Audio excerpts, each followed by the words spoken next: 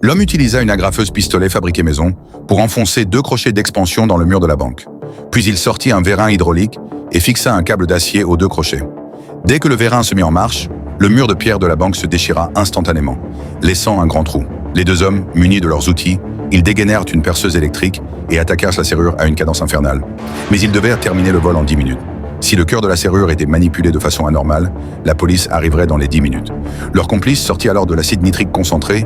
En 10 secondes à peine, le mécanisme de la serrure explosa.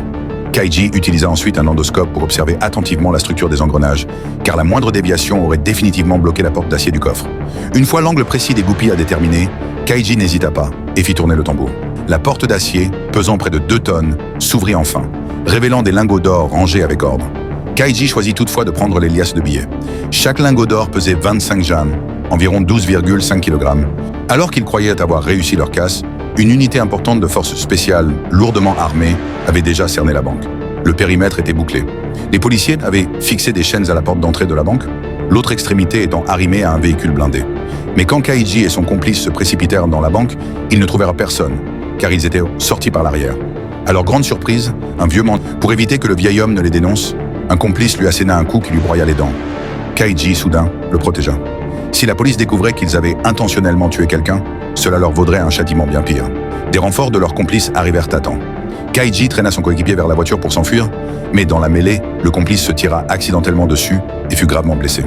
Kaiji n'eut d'autre choix que de le hisser dans la voiture, puis de revenir sur ses pas. Leur million se trouvait encore près de la porte arrière. Les coups de feu avaient déjà alerté la police. Pour éviter d'être capturé vivant, le complice prit la fuite en courant. Cette action absurde laissa Kaiji abasourdi. Il tenta de rattraper le fuyard, mais se retrouva face aux policiers que Wensheng avait alertés. Après avoir neutralisé les policiers, Kaiji monta dans une voiture de police et prit la fuite de cet endroit maudit. Mais les forces de l'ordre le poursuivirent, sans relâche, et le poussèrent jusque dans un parking. Ils ignoraient que Kaiji, acculé, n'avait plus peur de la mort. Alors qu'il semait la police, il découvrit soudain que la sortie était bloquée par des barrières. Il fonça malgré tout. Les pneus éclatèrent sur des pointes et la voiture, hors de contrôle, alla s'encastrer dans une usine.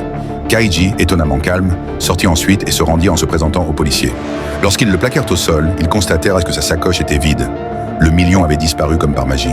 Faute de preuves matérielles, Kaiji fut finalement condamné à 8 ans de prison. À sa sortie, il reçut un appel d'un ravisseur qui prétendait avoir enlevé la fille de Kaiji. La rançon était d'1 million. Cette coïncidence absurde laissa Kaiji sidéré. Mais il ne perdit pas son sang-froid et éclata de rire.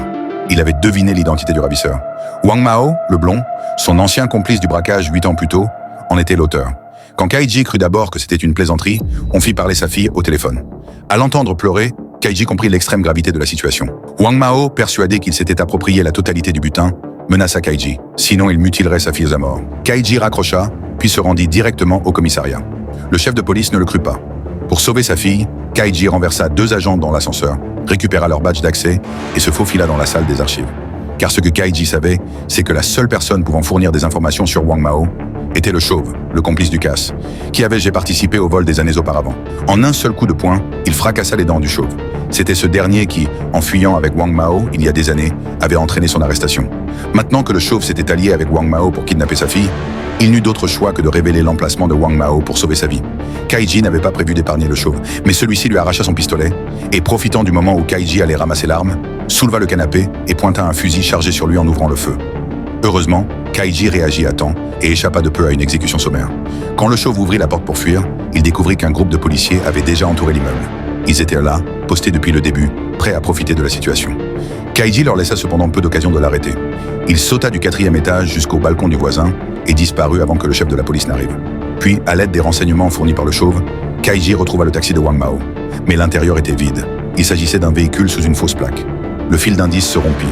Wang Mao exigea qu'1 million soit livré avant la nuit. Kaiji alla trouver son ancienne coéquipière Anna pour préparer un nouveau cambriolage du même coffre.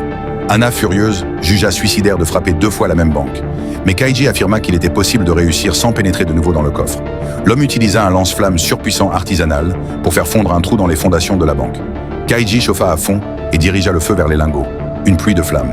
À leur grande surprise, l'or fondit plus facilement qu'il ne l'avait prévu. Anna enfila des gants haute température et plaça un à un les morceaux de métal doré dans des sacs. Mais la chaleur déclencha l'alarme. Au lieu de fuir immédiatement, ils prirent le risque de rester pour finir de faire fondre l'or. Ils avaient besoin de ces lingots pour accomplir un grand dessein. La police, alertée, entra alors dans la banque, armes à la main. Mais en ouvrant la porte du coffre-fort, les agents furent stupéfaits. Les lingots d'or d'une valeur de 10 millions avaient totalement disparu. Ils ignoraient que pendant ce temps, Kaichi avait déjà chargé les blocs d'or fondus dans sa voiture avant de se rendre dans un parc d'attractions abandonné, puis s'arrêta près d'un taxi. Tout cela n'avait qu'un but, racheter sa fille, prise en otage. Wang Mao, le cheveu jaune, alluma soudain le taxi. En un instant, le coffre arrière s'embrasa dans un violent incendie.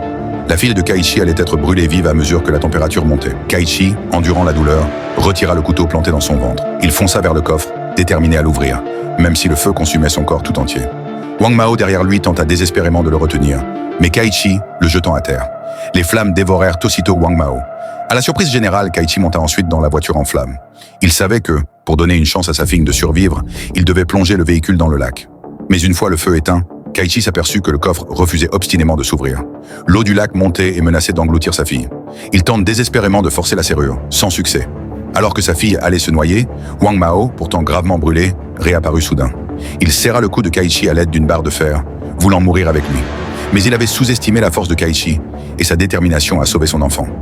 Profitant d'un moment d'inattention, Kaichi le frappa violemment à l'abdomen, le mettant à terre, puis utilisa son pied de biche pour ouvrir enfin le coffre. Heureusement, Kaichi parvint à sauver sa fille et, dans un dernier geste, transperça le ventre de Wang Mao avec la barre de fer avant de le jeter dans le coffre du taxi, qui sombra ensuite dans le lac.